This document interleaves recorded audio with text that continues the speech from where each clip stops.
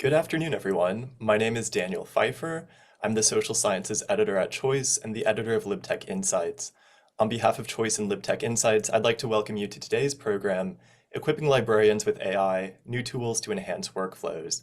Today's session is part of LibTech Insights, or LTI, a library technology content vertical from Choice, which I'll talk about more in just a moment.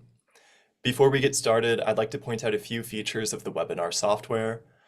All attendees who join the presentation are automatically muted and your cameras are off, so you don't have to worry about generating noise or feedback. We have that covered for you.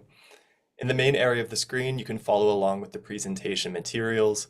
To adjust the size of the shared screen or video, you can use the divider in the middle of the screen to slide the sizes to your liking. We are using the Q&A feature today. Please use it to ask questions for our speakers. Please note that this webinar is not sponsored, so any questions on pricing for AI products cannot and will not be answered.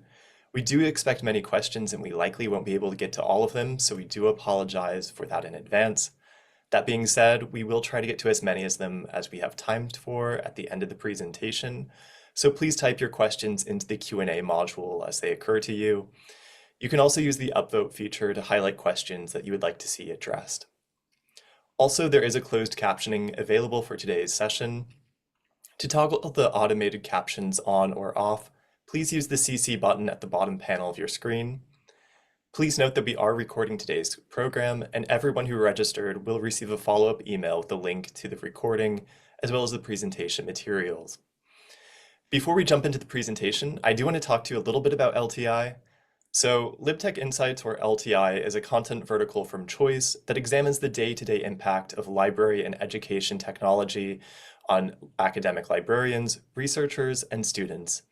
The channel provides practical guidance on technology trends and products, including AI and AI literacy, user experience, useful tools, job profiles, and more, which are written by and for librarians. You can find out more about LTI and read the blog via the links in the chat. There's also a QR code and a link to sign up for the newsletter. We send out just one email a week with all of our latest posts and some handpicked tech news stories, usually in the realm of AI. So I do highly recommend signing up. We also have some exciting AI content coming this summer. I can't really spoil it, but we are working on a big project that will go live in a couple months. So sign up for the newsletter if you want to hear about it first. All right, now I want to introduce our speakers for today. Gary Price has been a librarian for more than 25 years. He regularly speaks at conferences and has written for several publications. He also offers consulting services for a number of companies and organizations. Gary has won multiple awards from the Special Libraries Association. He is a Chicago native and currently resides in suburban Washington, D.C. He earned a Master's of Library and Information Science from Wayne State University in Detroit. He is the curator of the Association of Research Libraries, ARL, Day in Review website and newsletter. He also runs InfoDOCKET, which is now on Blue Sky, so go give him a follow there. Our other presenter is Rachel Hendrick. She is the editor and publisher at Choice and has been at the ALA for 9 years. She holds an MLIS from Long Island University and an MA in History from the University of Connecticut. And with that, I'll hand it over to our speakers today, Gary and Rachel. Thank you so much, Daniel. I've actually been at ALA for 11 years, but it seems like forever. I'm so excited to be here today. How about you, Gary? Very excited, Rachel. Great to be speaking with you. Yeah, it's finally here. We've been working so hard on it. So what we are doing today, let me see if I can share my screen. And I think you all have the, so the link for the presentation went up, and but I'm going to be sharing it here so that we can move forward through these notes. So in terms of, so Gary and I, as many of you might know, do a video segment for LTI called LibTech Tools. And that has informed a little bit of what we're going to do today. So sort of a larger segment in that. In terms of order of events, Gary and I are going to talk through some of our thoughts about generative AI, the role of the academic library workers, and we are going to take a peek into the future and talk about some terms. But the main event, and you know why you guys are here, are to talk about AI tools that we've selected to demo. So we've got about 6 of them. We'll see if we get to all of them. And then, of course, we're really excited to answer your questions. So You got the URL for this presentation, and I hope you'll spend some time with it after our presentation. There's a lot of information on here, and we'd really love, there's a lot of news articles and that kind of thing. So I want to talk first, though, about our initial thoughts. So Gary, I think it's safe to say, in terms of you and me, we are cautious about AI. Over the last 2 years that we've been working together, we've had a lot of conversations around trust and privacy when it comes to AI. So what are your main concerns about generative AI for our industry? I think, first of all, I completely concur with trust. That's what this is all about. I also would say that on a larger thought, this is a huge, yet another huge opportunity for the library community. People, quote unquote, trust us. So, and trust is an issue with AI. We have a huge opportunity to be the providers of trusted information to teach, work towards a more literate group of people, our users, as they use AI, and of course, internally in our organizations, to make the right choices about sharing the right tools. Of course, one of the challenges is staying current with all of this. It changes, it seems like, in doing my work, it seems like things come and go, new things are here, older ideas go away, the research is just nonstop. So staying current with all of this is really one of the biggest challenges. I also think that there are reliability issues, to say the least, especially, and reliability issues, especially with the type of AI that we're focusing on today, GPT, large language models, and all of that. There are so many different types of AI. And I will also say very briefly that maybe as we talk about it, not just today, but as a group forward, we become a little bit more specific with our users about the type of AI that we're talking about. But reliability, one thing we've seen throughout history, especially as it relates to tech, is reliability very often improves.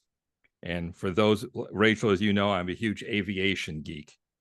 Yes. And I think that's a great example of how getting on an airplane now is just a fact of life for most people. We don't really even think, although in recent weeks we might be thinking about it a little bit more, specifically air traffic control, but getting on an airplane, and as we going forward now, getting into an automated vehicle with Waymo, for example. But getting onto an airplane in 1920 or 1930, or maybe even 1950 was a completely different thing. So I think we can expect the reliability to improve, but to use a phrase, and we'll move on after this, to use a phrase that you and I have used recently, is that a lot of this might not be ready for prime time. That doesn't mean not to use it. This is a huge role for us, but is to think about it that way, that in some cases people are using it as prime time, and maybe it's not ready at that level yet. Yeah, I thank you so much, Gary. I completely agree with you. I love that this bullet point here, chatbots are often confidently wrong. And we've been using them for a while now, and it really is, you have to question everything that you're looking at when you're using this stuff. And it just becomes second nature as you're moving through it. But I think that brings me to, and you talked a little bit about, brings me to us. What's our role in this? What's the role of the library worker as information professionals? What is our role in helping our community understand AI? And how can we make sure that our users are equipped to confront this technology? Let me bring up these bullet points. I would argue that it's staying current. That's obviously the most thing. But it's one thing to read about these tools, these ideas. It's another thing to use them on a somewhat regular basis. And I think that's really, really, really important, to have hands-on experience with these tools. And there's a lot of them. But a little can go a long way, especially in a library setting, meaning 1 week you try tools A, B, and C, and your colleagues try tools C, D, and E, and then you flip the other week, and then the third week you discuss them. So Yeah. I would urge people, either through individually, if they have the resources, or through the library, to also use some of these tools at a more advanced level, meaning not just get the free version, but take a look at what some of the additional resources that if you pay a little bit more for it, you get access to. I think that's very, very useful. That said, I think there's another issue too, which well beyond the scope of this conference, this webinar, but it's one thing to offer all of these tools, including ones you pay for. It's another thing to let people know that these tools are out there available via or from your library.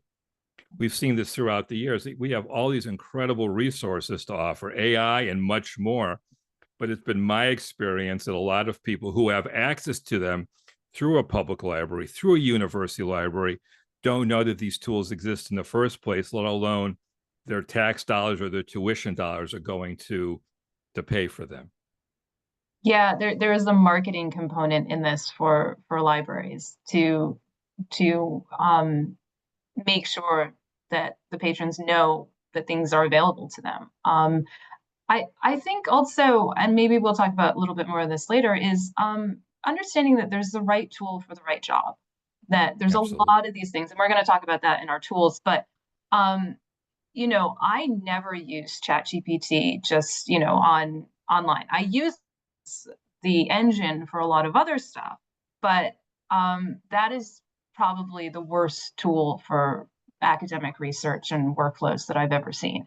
However, it does run a lot of other really great tools that we'll talk about. I think communities of practice you talked about, and it's such a joy working with you because we are our own little community of practice here. But you know, I know Brown is doing some good work, communities of practice at and down in Florida. I've had a lot of conversations with librarians through the work I've done at Choice about people coming together and testing these things out and sort of seeing what works, what doesn't work, and having conversations because everything's moving so fast. We're in this together. So, you know, I think the ACRL working group for AI AI literacy framework is another example of a great community practice, as are a lot of the library vendors have their own advisory groups. So getting involved in that kind of thing, I think, is important.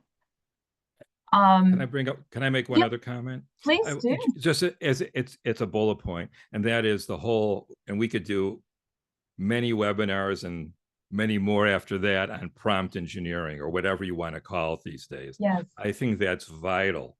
And it's been my experience that not only, you know, you're going to get different responses from different models, obviously, but just in whatever model you do use, 1 or 2 or 3 words can make a huge difference.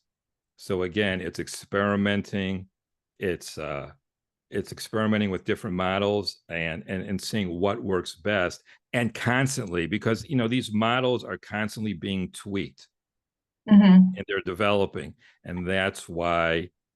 And one thing I've been doing over the last couple of months, actually year or so, is in some cases experimenting with allowing the actual model to write or help write the prompt. Saves me a lot of typing, and then I can combine and I can do a kind of the term that's often used as scaffolding, and I can send multiple prompts, combine it all together, and have a final document.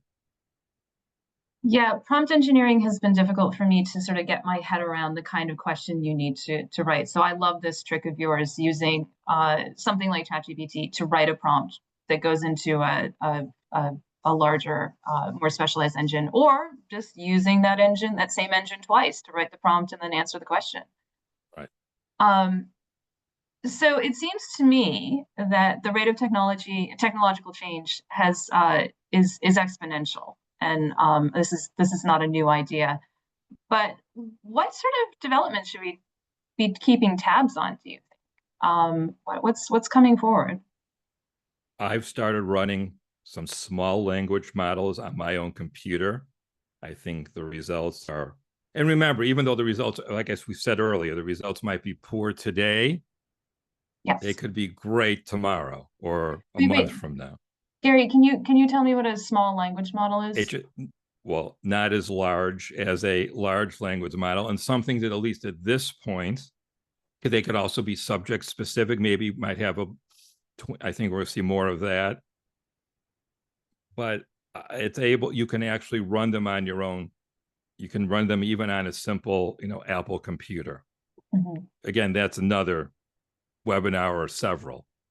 I think another thing that I'm really interested in seeing is something that was first announced last November by Anthropic, the providers of Claude.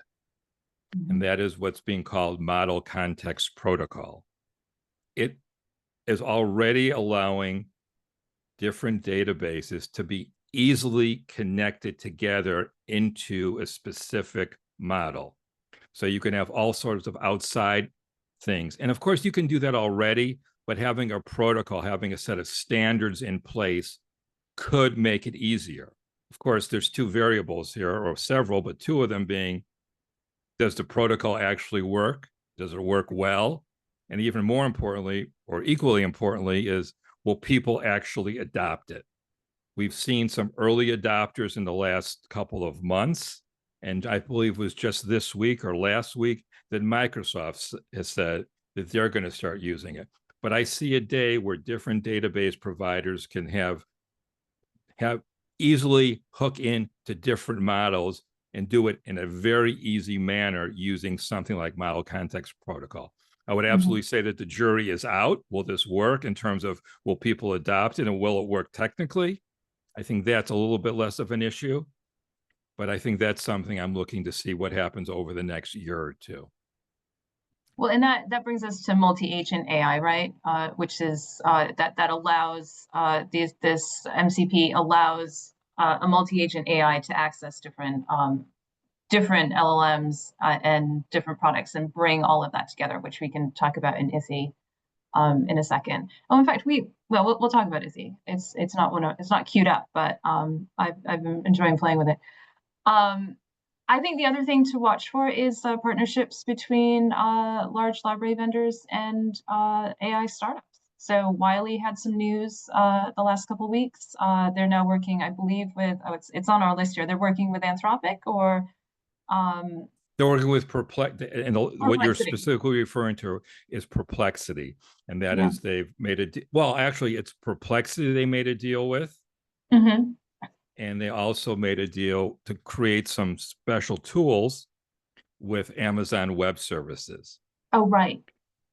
So those are the two announcements that Wiley made, and I think we'll be seeing a lot more of those. Not only to incorporate them into tools that already exist, but to build specific tools for specific users or specific user groups. Right.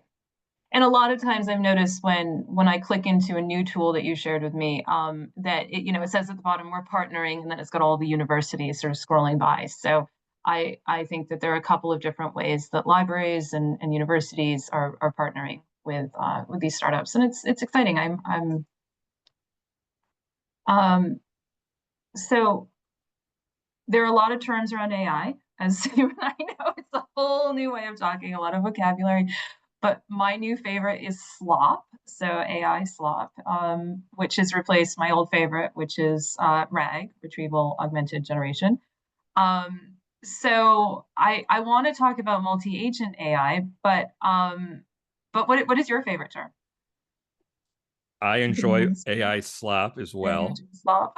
We're seeing a lot of, and again, I think this paper will do a good job. We have a paper there linked that talks about differences between what is an agent versus what is agentic AI. We've given you a link to a company out there called Future House that has made some really interesting. So that is, and this I first learned of this concept in terms of kind of a research agent that will help an organization create the idea, do the actual literature searching and all of that, try to use AI to come up with a solution, and it does all of it in one fell swoop. That's a very, very dumbed down definition of what I'm trying to explain. But Future House is an organization doing work in that area. It's absolutely worth a look. in the last couple of weeks, actually this week, Microsoft announced something very similar. And I believe predating that is an announcement for something from Google. And the first I learned of this was last year, was it a year and a half ago, from a company in Japan called Sakana. If you want to look them up, you will see what their vision was for an all-encompassing agentic AI that will do everything for you, for the user. That's often confused. And one of the things that Future House just put out this week is they just made their first breakthrough, but they also use the term multi-agent. But that's another thing, right, Rachel, that sometimes people are using the same words, or in this case, multi-agent, they're using them somewhat differently.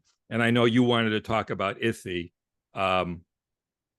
So yeah, I can cue it up here. I just realized that let's see. Yeah.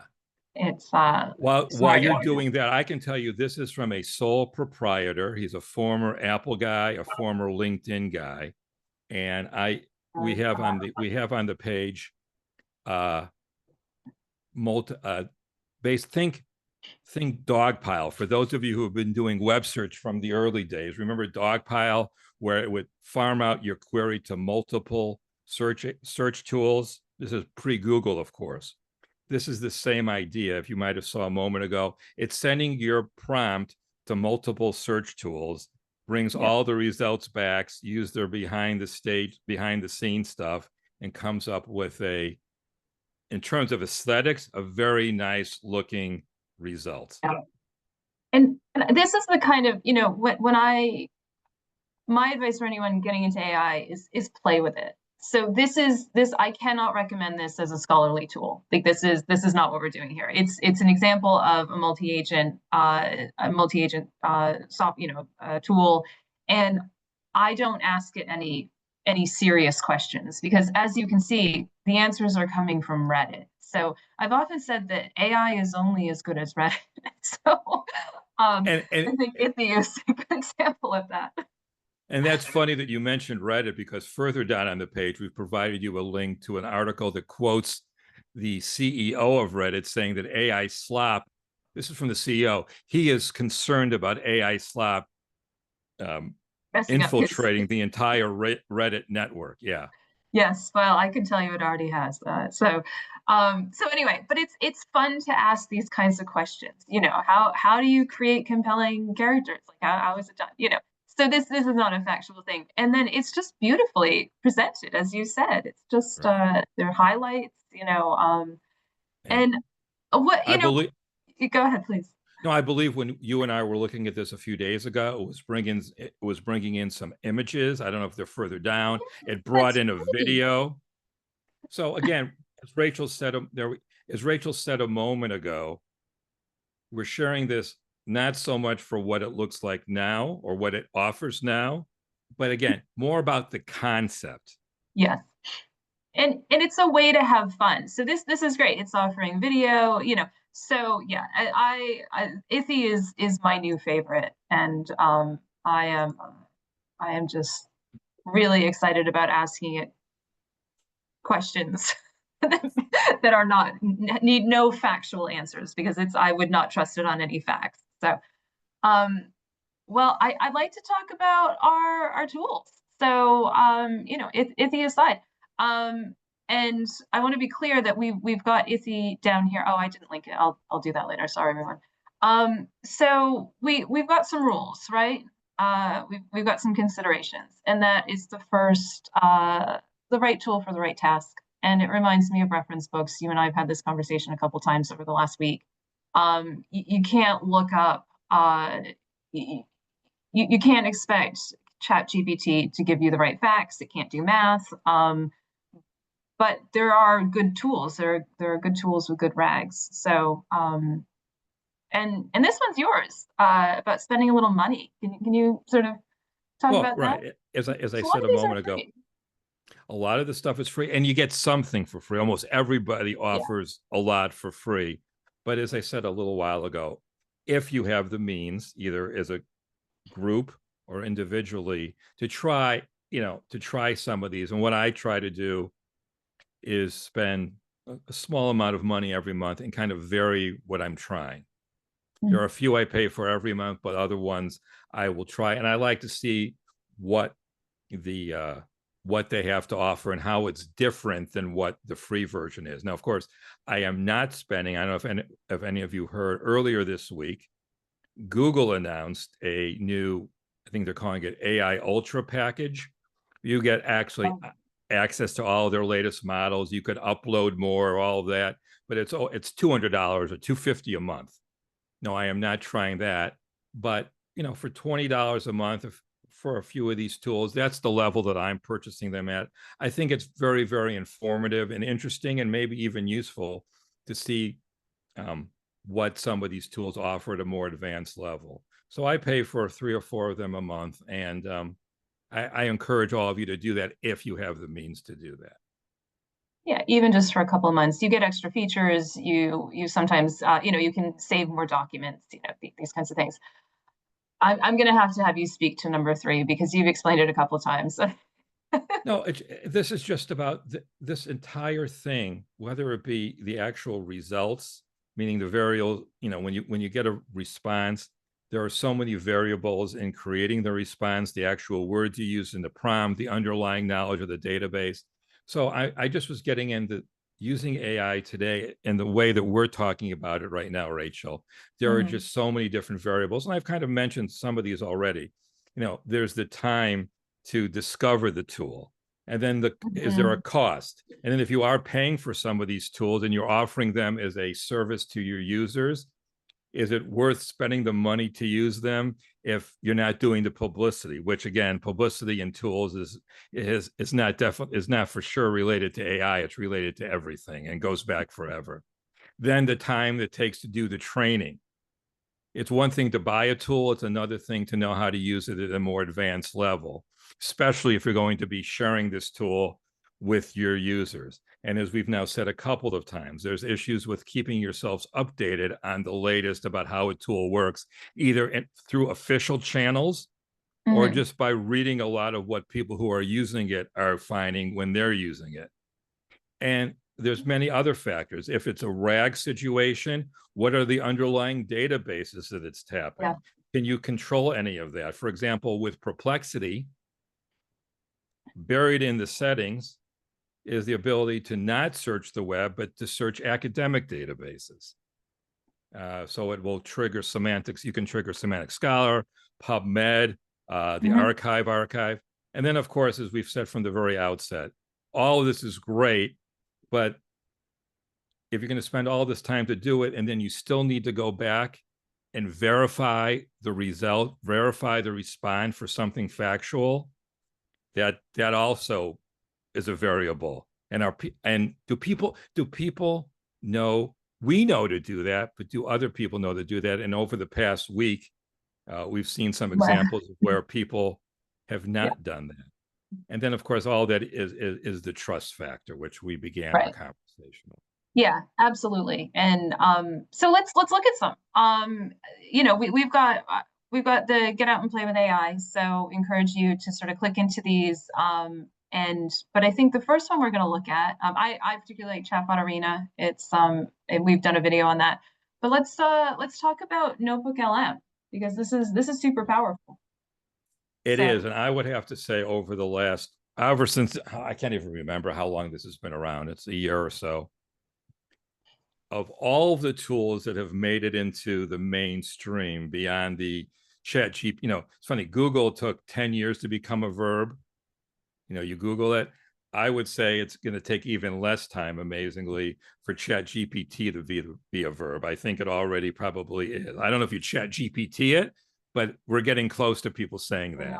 Yeah. But aside from that, I would say, in my view, Notebook LM is a real winner in the sense of it is to some degree infiltrated the mainstream to everybody beyond this webinar. Why, in my view, is it a winner? One, it's from a company people already are very aware of, Google.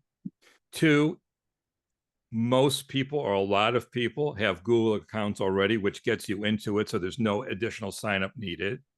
3, to the end user, there's no charge to use it. 4, one of the key features, I would say the 2 key features. One is that this is a tool that you can use to upload documents, PDFs and others, to chat with, right? And of all the ones that I've played with, especially the free tools, this one has the highest limit to the number of documents and or the overall megabyte size of those documents. And then 4, which is really what a lot of people know this for, is that you can upload a document, and you'll take over from here, and actually turn it into a podcast. Yes. So And those are the that's the reasons why it's a audio. winner. Yeah, absolutely. It's just so much power behind it. So this is the audio overview. I want to draw everyone's attention to the bottom. It says in light gray, Notebook LM can be inaccurate. Please double check its responses. So this is, I love to use this when I'm confronted with a large academic paper and I don't necessarily have time to read the whole thing. However, I do know enough that I need to skim that paper afterwards, because it has made stuff up. It's misconstrued. I mean, I put a paper in that I actually wrote one time, and it was really funny how it got things slightly wrong. So it's really verify, but it's a great way to interact with a document, especially if it's quite large. I want to talk about Luminate just really quickly. And I think that this is a similar product. This is also by Google, and it's a similar product to Notebook LM. It doesn't have as much, as many features, but what you can do is, well, first, what I like is that it's got preloaded synopses of academic papers. I don't know how they chose these, but I've really been enjoying the books. So I have never read Don Quixote, but I certainly listened to the 7-minute synopsis of it. So now I can at least talk about it at a cocktail party. You can also come in here and paste a URL, and it will, and then change your audio dialogue, and it will create a little podcast synopsis of the thing. And it's fun for me to just sit here, while I'm doing some other work that doesn't take a lot of brain power, to just have this on in the background. So what do you think, Gary? Oh, I learned actually about Illuminate, and if memory serves me correctly, I believe Illuminate predates Notebook LM in terms of the podcast feature.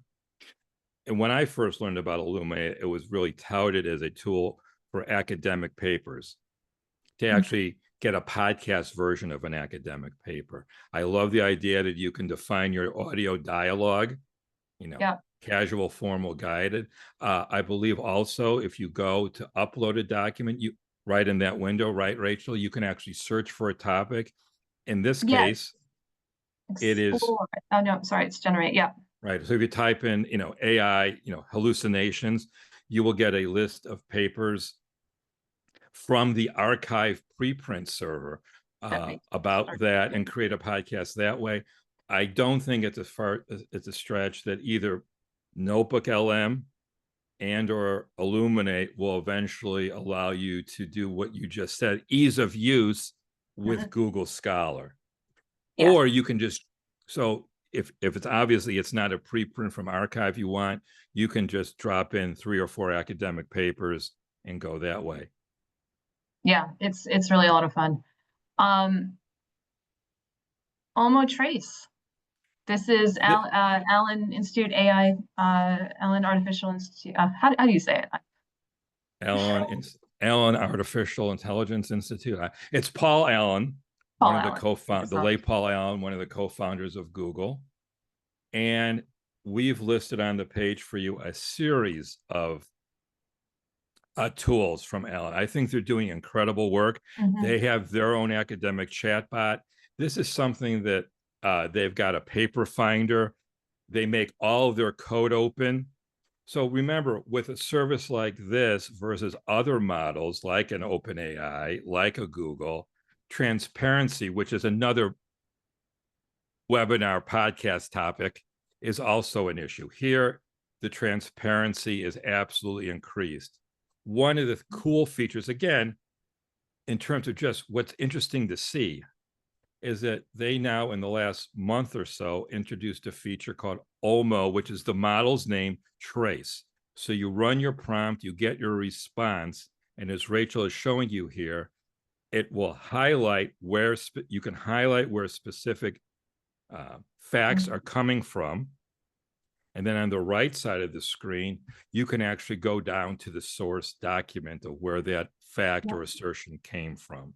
So again, it's at this point, it's as much about the transparency that it provides as it is the actual response, the actual quality. And I think this is something that I would love to see other vendors do. I'm not sure, for proprietary reasons. You can guess why they want to do it.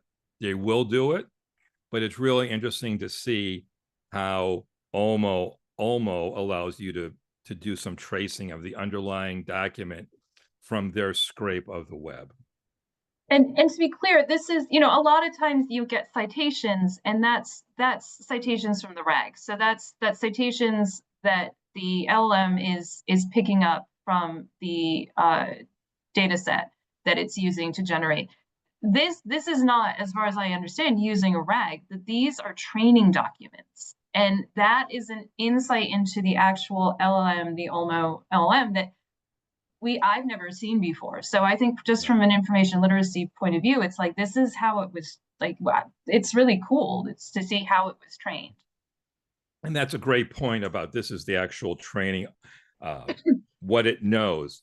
I will say too, with the RAG stuff, we have, there's been a couple of reports from the last year or so from the Columbia School of Journalism or from the TOE Center for Digital Journalism, showing that when a RAG will even go to whatever news organization and create a citation for it, that can often be wrong as well. So now it's interesting. I talked a couple years ago at a CNI event about how we need to have more provenance, more understanding, more citation. Well, now we have it, but many times, or a lot of the time, some of the time, the citations are wrong. So, right. You know, so, well, what can you? What can you do? Right. What can I do? Right. Yeah. What can I do? Exactly. What can I do is what can I do? What can you do is be aware of it. Yeah, well, which we are now. Show us this. This is so cool. So this is my favorite. This is Semantic Reader. So it's again the Paul Allen group, and it's so it's, well, here, let me show this. This is the Semantic Reader. So it's something that's added on to a lot of articles in Semantic Scholars. So, and to be really clear, not all articles have this. It's not something you can't, unfortunately, upload an article. We haven't been able to do that successfully. They may change that in the future. So you will often, however, come across this in articles in Semantic Reader, and it's such a cool add-on. It really begins to break down the article for you. So you've got, close this really. So you've got the article here, and the Semantic Reader is giving you the article so you can read it, but it's also highlighting really like important parts. So you've got the goal, and you've got the method, you've got the results. And I think it's such a great way to help students understand how an academic paper works. There's also, so this is the skimming assistant, and I think you can make changes to it also. If there's settings, so you can screw around with it if you like. And then you've also got the citation card here, and I can't remember what you use these for. Oh, you can save them to your library. So it's to create a corpus of these things. So I think it's just a really cool way to use AI in a really transparent way, though, that you still have to engage with the article. And unlike Illuminate and NotebookLM, where the article is sort of sitting in the background and it's just pulling data from it, this is sits right on top of the article. I think this is awesome. And one of the other things that I think is really cool about it is that it puts the AI at the time and place of need. Yes. I think that's vital.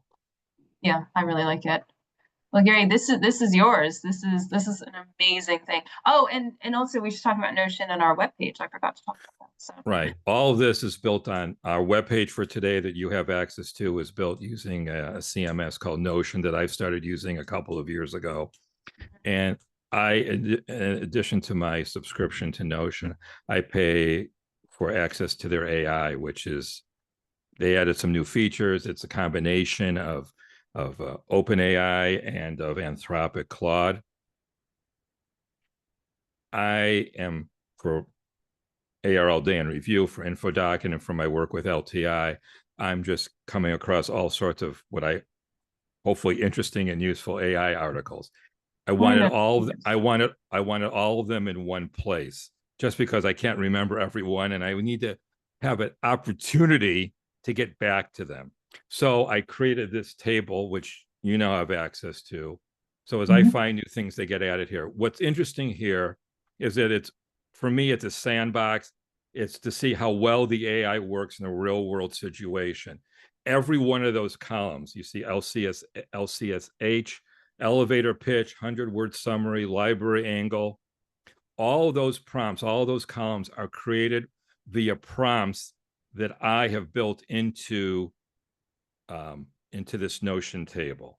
I can change them at a moment's notice. If you go to the list view as well, Rachel, up at the is that a little easier to see right, it? that's a little bit easier. So you pick a paper or a report.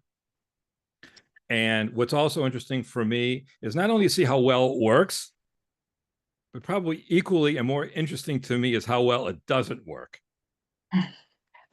Because, obviously you learn when things don't work well, and it's, you start to see trends over time. I'm noticing too, articles, if I would send a PDF or the article, there are now publishers who won't let their material be crawled, that kind of thing. And then there's context window issues as well. But as you can see, as Rachel's scrolling through on the right side of the page, all of these things that were extracted from this report. And again, there's a hallucination issue here as well. Yes. So again, you need to double check. But again, the main reason I'm doing this is just to have everything in one place. So everything here, all of this metadata that's being extracted and created based on prompts I've created is all searchable. As the owner of the page, something I can't share with you guys, but as the owner of the thing, I can prompt the entire collection as well. So this for me, and by the way, very important to know, I am far from a developer. I am far from a coder. I was able to do this with just there was a little bit of a learning curve, but it's all in here. And I hope if you visit from time to time, you find a few items of interest of here, and also compare the actual document if you want to go back to how well the data was created. Thanks for allowing me to share this, Rachel. Oh yeah, no, thank you. I think people will, and I want to say in terms of Notion and building a web page, I learned that in a day. So it was really easy to use, and I have no idea what coding is. So we've got like 2 minutes to share Scholar C, which is another favorite. So this is I think we were going to talk about the flashcard summary, right? Right. That's what this is. This is using AI to extract, to annotate, or to extract from an academic. It's built for anything, but it works. It's really built for the academic community. You can upload a paper here. You cannot chat with these flashcards, but you simply upload a paper, and it will, as you scroll down, it will break the paper down into structured summary, and keep scrolling. Oh, I don't know if I can. I've got to. Oh yeah, here we go. Here we go. It'll extract key findings, and it's also important to know that this company is run by it's a UK company, and to the best of my knowledge, I've talked to them once or twice. The people who are running this have an academic library types of backgrounds, publishing backgrounds. So you get a little bit. I think you can do 2 or 3 summary cards for free each day or each week, and then obviously you pay for more access with a monthly subscription. So I just want to put these 2 quotes up as final thoughts, that experts cannot be replaced by AI. Experts will be replaced by experts using AI. So, you know, that's what, no, I don't know that we're experts, but we're trying to become more intelligent about this.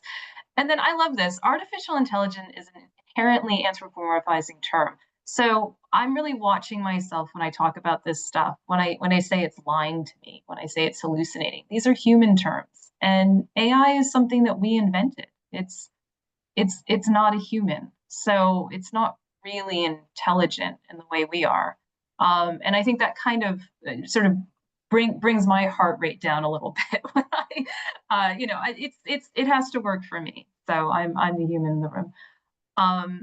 And I just want to draw your attention to further reading. We've got so many articles, so much, you know, so many resources on this page. Please spend some time with it. But thank you, Gary. I think any final thought on this before we take questions? Thank you, Rachel, for the opportunity. I look forward to the questions. Yeah, me too. Thank you. All right, thank you both. Before we begin the Q&A, I will just make a small plug for Rachel and Gary. They do often record videos highlighting specific tools, some AI, some not, on the LibTech Insights blog. So I'll go ahead and post those links back in the chat one more time. I do encourage you to sign up for our newsletter. It's the easiest way to keep up to date. All right, to get started with the Q&A, this question is about the environmental impact of AI tools. What are your thoughts on this, and where can you find out more about it? You want me to start, Gary? Because I have some thoughts. You know, Microsoft is spinning up 3 Mile Island, which is crazy. You know, I do worry about the environmental impact. I think the place I learn the most about it is actually the New York Times. I think they do some really good AI reporting. And Gary, I'm sure you've got more resources, so I'll pass you in a second. But I do want to say that I think it's important as you use these tools, and especially as you use them for research and you start doing deeper and deeper searches, that you really make sure that this is the right tool for you, that this information couldn't be found in a different way. So this is one tool among many. So where do you get your information, Gary?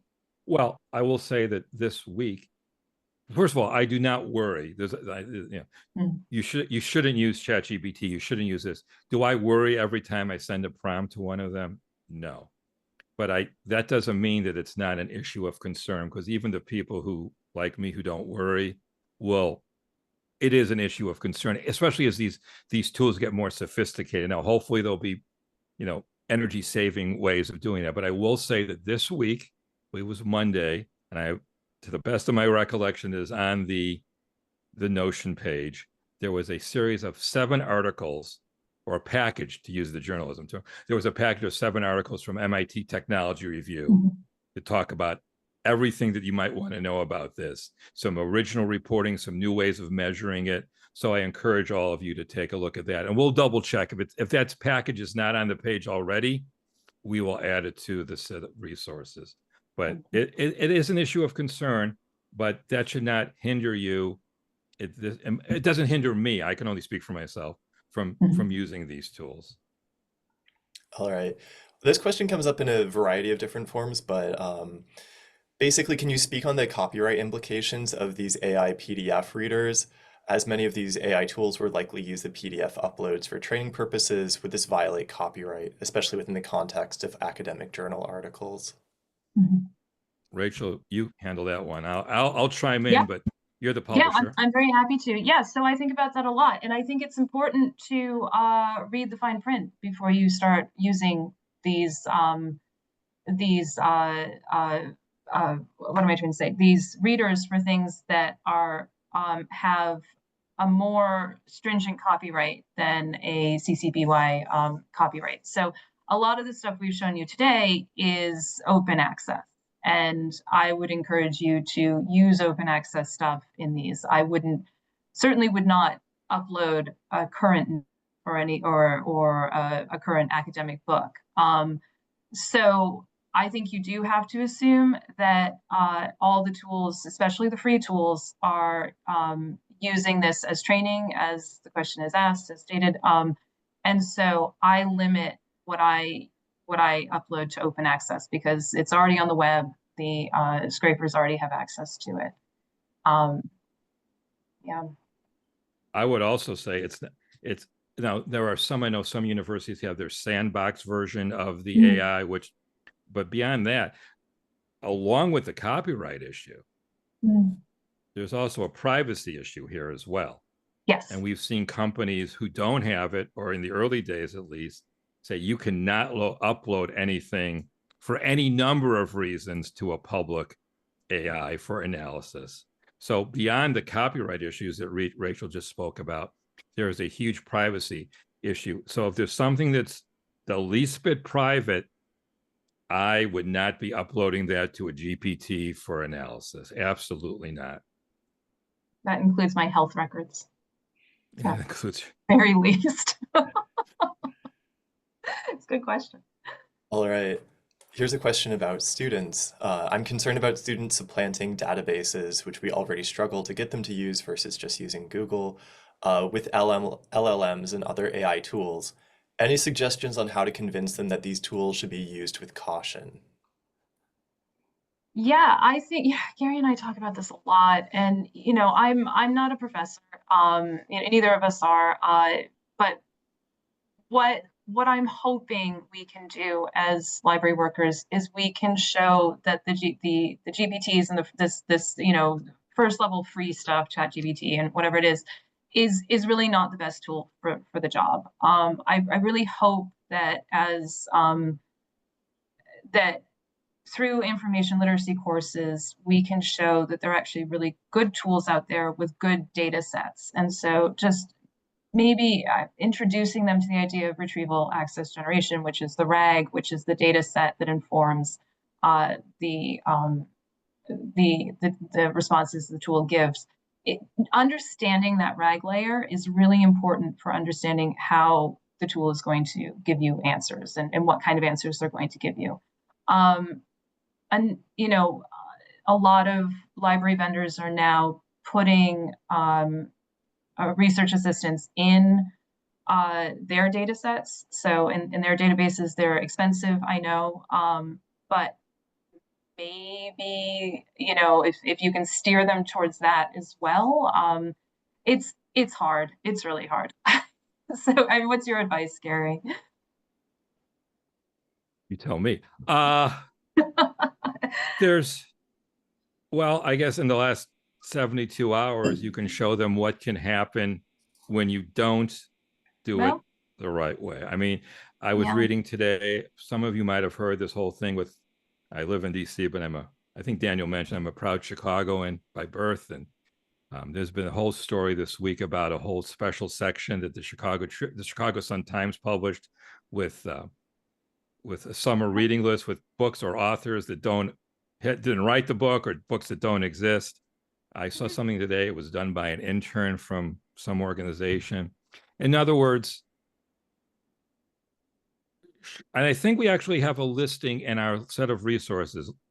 Show people what can happen when it's not done the right way, when things aren't verified. I believe on the set of resources for today, Rachel, right? Don't we have a thing in there called the AI Incident Database? We do. We have the AI Incident Database, and I'm going to throw that in the chat because it's kind of a cool. This is what happens when it do it wrong. Well, get on the list. You need to be calm and helpful to people. Sometimes if you do it the right way, I'm putting on quotation mark, air quotes, scaring them by showing them what can happen might leave a helpful concept into verifying and using the right, as Rachel has said now several times, using the right tool at the right time. But again, it also comes, and this has nothing to do with AI, it has nothing to do with libraries. It comes also from relationship building with faculty and students and letting them, trusting not only the resource, but trusting you to direct them to the right resource. An uphill battle.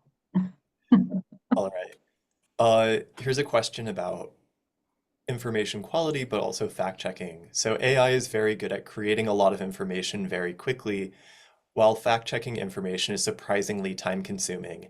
How do you balance the requirement of fact checking everything you create with AI? I don't create anything for my research with AI. I don't use it for that. I use it to I use it for fun. I use it to play around. I use it, like I said, with Ithi, where I ask it a question that's not fact-based. I use it as an assistant when as like a souped-up search. So as an assistant research assistant kind of thing in a large database. But I never ask it to make facts. I don't have time to fact check AI in that way. I couldn't agree with you more. And I think that's a great question, because if you're going to Yeah.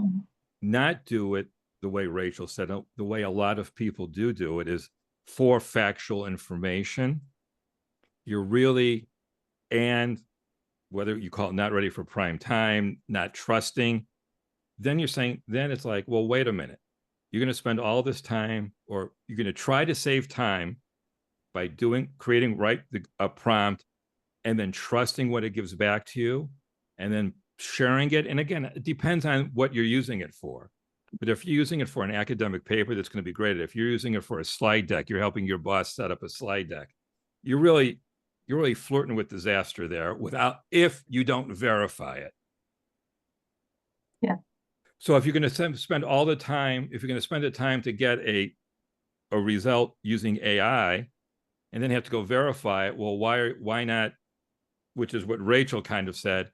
Don't consider doing it what I'll call the old-fashioned way in the first place. Well, I think a good example. Sorry, go ahead. No, you go ahead. I think a good example is Scholarcy. That's creating metadata for me. If I upload a paper, I access the paper, and it creates this card for me. I've already read the paper. The only thing, so I can scan that very quickly, and I know, okay, yes, these are the highlights. Yes, this is what I pulled out. It's just I didn't have to type it in myself. So that's like I still read things, but I never have it generate text for me in any meaningful way. Nothing that's published, obviously. What's also concerning for me is just the user is that 75, 80%, 90% of the time it's great if you're going to do it the way we don't do it. But that one time, that 10% where it's not great, and you share that in the wrong place with the wrong people, again, you've got a real problem on your hands. As again, the case of the Chicago Sun-Times, or there was another story last week about a lawyer who, in a brief that she submitted to the court, had an incorrect citation, and not only was that citation incorrect, right? And she apologized and she corrected it, all of that. But now you and your law firm are national news. Yeah. So, and that's really, I think too, really, that's part of the AI literacy that we're talking about, is to let people know that there are still issues here. And we're a long way from those issues being solved. They are getting better, trust evolves over time, as we talked about, but it's not 100% trust. It's not 100% trustworthy at this moment. All right, here's one final one to do very quickly so we can wrap up. So this is from Nadia. I have to ask, I absolutely love the handout and all the references and can't wait to read them all. But how best do you suggest taking in all this information? Is this sort of a one sitting thing, one topic at a time? How do you dig in? I would say start at the top and work your way down, maybe a section a day. I've been working on this, we've been working on this since Monday, but I haven't even read all of the resources. So that's my advice. That's good advice. Can I take one question really quickly? The AI being confidently incorrect, I believe is either me or Gary. That is not Clark. So you can use the credit. That. Yeah. All right. Well, thank you so much to Gary and Rachel for taking the time to speak with us today. And thank you for all of our attendees for your engagement and your questions and comments. I'd like to remind our viewers that we did record today's program, so do be on the lookout for the follow-up email from Choice and LTI with the link to the recording. Also, if you have a few minutes after the presentation to fill out a brief survey, we'd really appreciate it. We do take it seriously, and today's program was created based on some of the feedback we got in a previous LTI webinar. So thanks again to all of you out there for joining us. We hope you found this session informative and engaging, and we hope to see you again soon on another webinar. Take care, everyone. Thank you.